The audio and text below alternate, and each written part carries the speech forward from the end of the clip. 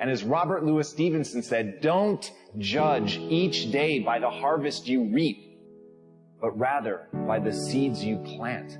And that's what knowledge is. That's what the learning process is you're learning something today that you may not even understand how it's going to be valuable. But one day, that piece of knowledge is going to come to your aid. One day, that thing that you learned is going to be something that you're going to lean on. One day, that thing that you've worked your ass off to understand better than anybody else in the world, it's going to help you change the world. You cannot win the war against the world if you can't win the war against your own mind.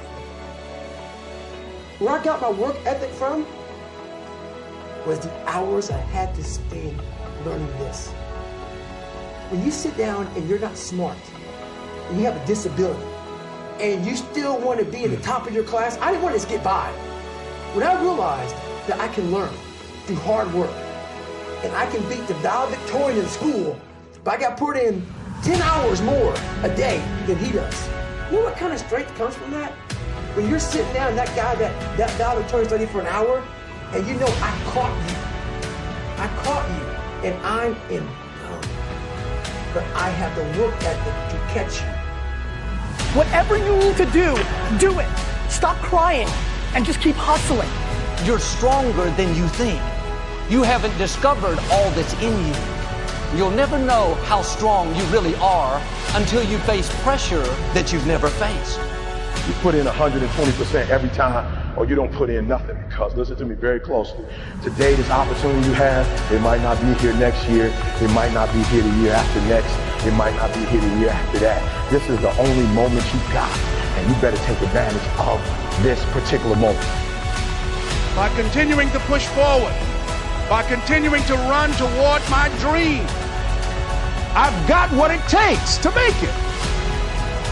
Be ye not conformed to this world, but be ye transformed by the renewing of your mind. There's a way. Where there's a will, there's a way for me to begin to create a way out of no way. And when you have that kind of consciousness, when you have that kind of spirit, nothing can stop you. Nothing. You need to care about everything, and it starts with yourself. Look yourself in the mirror and ask yourself, what do I want to do every day for the rest of my life? Do that.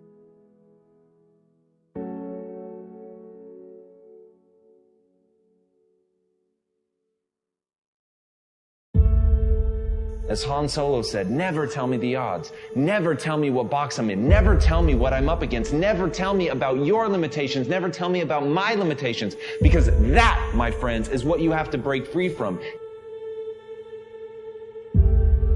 And 9 times out of 10, I can tell you why you started. You started because you were hungry.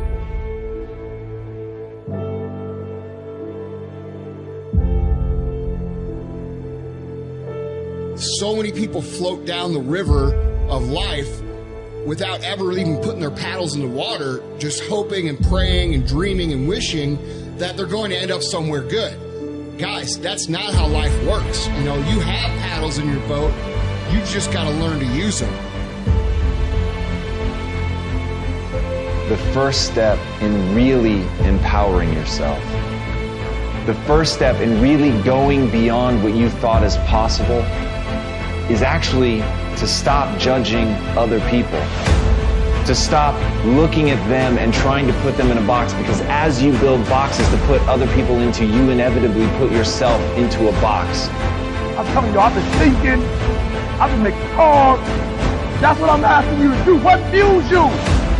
The reason why you're so lazy is not because you don't have the ability. You're so lazy because your dream's so small.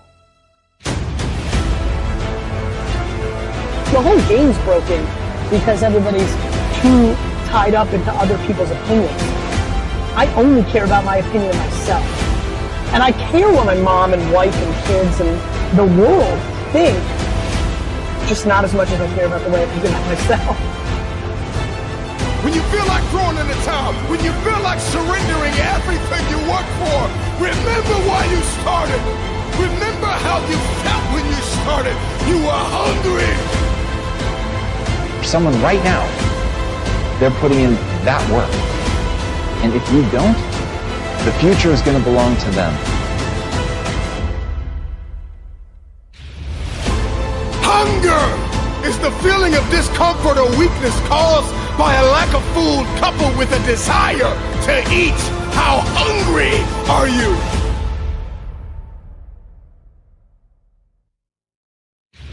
And here's the worst part about that. It's right. If you quit right now, if you stop, you're not at risk of embarrassment. You're not at risk of failure. But you're also not at risk of greatness.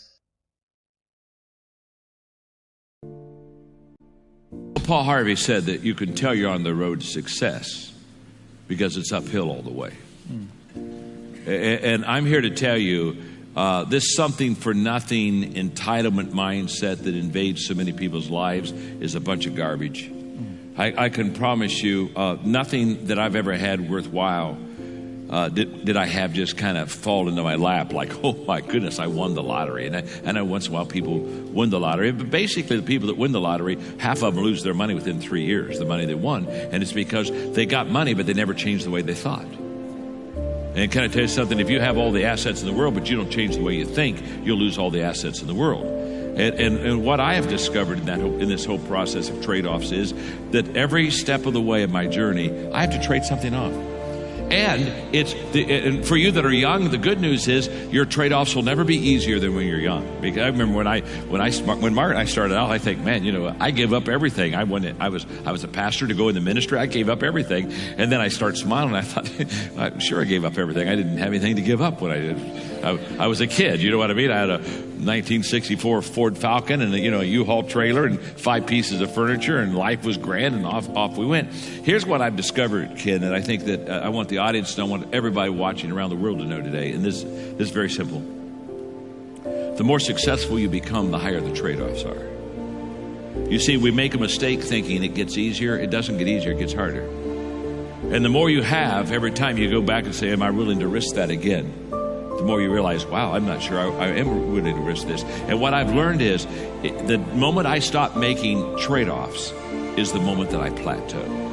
And life is continually filled with trade-offs. In your life and in my life, my expression I use all the time, Ken, you've heard me say this, you have to give up to go up. You got to ask yourself, is it going to give me the return? So in the area of strengths, you got to pour yourself into the things that you're already good at, because that'll really set you apart from average. Yeah. But in areas of choices, go for those weaknesses. Because you and I, don't you know people that are highly skilled, but they have a lousy attitude, or they're not self-disciplined, and they're never going to get anywhere. And they're never going to get anywhere because they didn't. So in areas of choices, work on your weaknesses. But in areas of strengths and skills, just work on your strengths.